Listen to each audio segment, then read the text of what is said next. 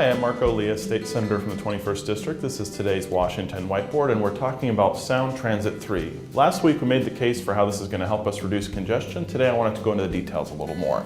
So today we have light rail from the airport to downtown Seattle, and beginning in 2021 we're going to have light rail all the way to Northgate, and the current plan is to have light rail to Linwood in 2023. So the question is, when is light rail going to reach Everett? And that's the subject of Sound Transit 3, and the goal is to try and get light rail to Everett by the early 2030s, 15 years after a plan is begun. So in order to accomplish that, we want to take a look at some of the benefits and then what are the costs for people in the region.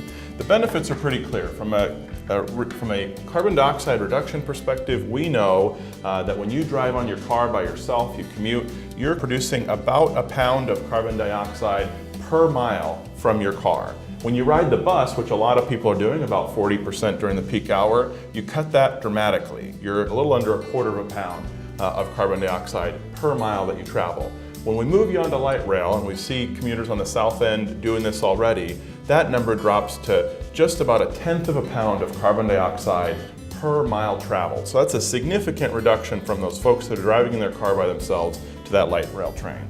And then from the perspective of carbon monoxide, which is an air pollutant, we see a 99% reduction. So we're talking about just a teeny little bit of pollution left when you move from a car to a light rail train.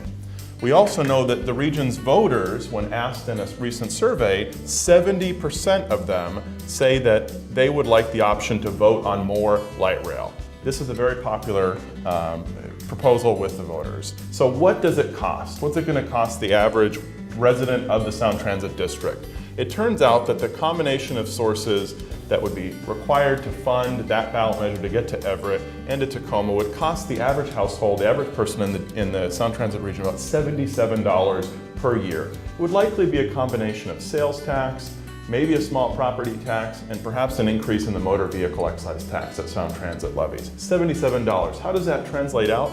That's 2 to 3 fill-ups over the course of that year that you would be paying. Instead of paying it into your car, you'd be riding that light rail train and saving that money.